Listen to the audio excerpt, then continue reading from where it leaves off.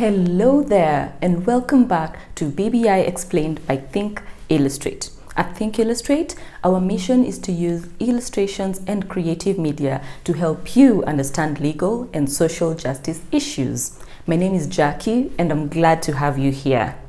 So, in February this year, we had started talking about BBI, or the Building Bridges Initiative. We were all wondering, what is this thing people are talking about? And you know, coronavirus came and there was a bit of a break, but now people are starting to talk about BBI again. So we also thought it's important that we pick up where we left off and continue talking about the issues raised by the task force.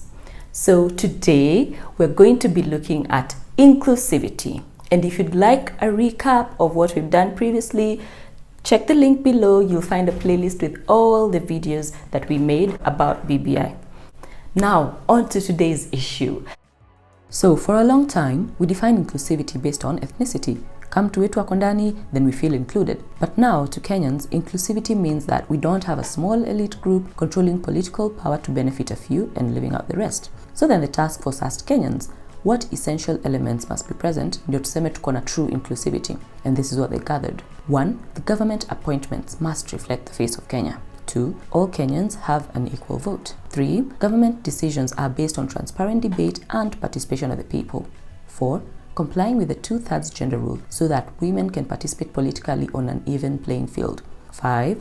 That government decisions respond positively and visibly to the needs and concerns of most Kenyans. 6. That the government does not only serve the majority but also protects the minorities. 7. Government policies should respond to the needs of young people, women, and people with disability. 8. The poor should have as much say as the rich on how government operates. 9. That the rich and powerful should not be able to abuse their power to influence political outcomes and government decisions. And finally, 10. That the government visibly respects the diverse cultures and religious practices of Kenyans. When coming up with their recommendations on this issue, the task force defined inclusivity as the highest degree of responsiveness of government decisions to the needs of every category of Kenyans. And they gave their recommendations based on this.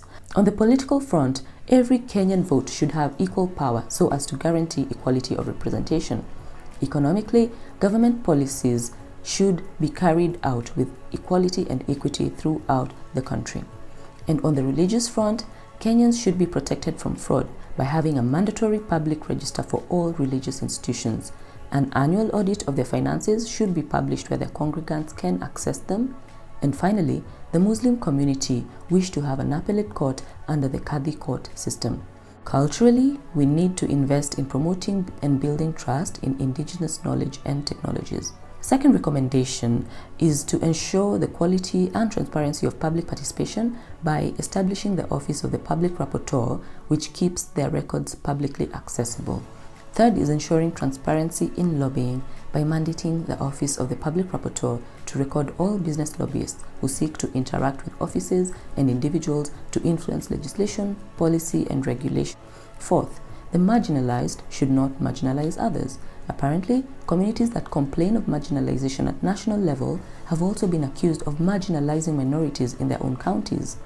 And finally, 5. We need to curb influence and bribery in recruitment to the public service.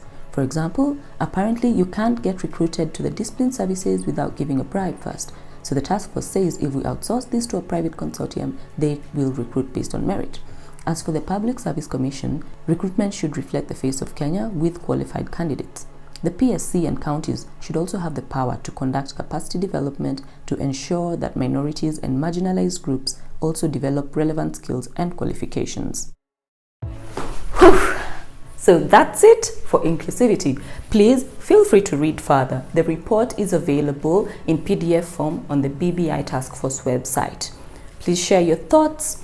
Hashtag BBI My Take, hashtag BBI Explained, and don't forget to tag Think Illustrate.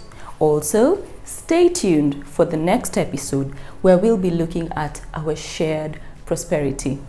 Asanteni!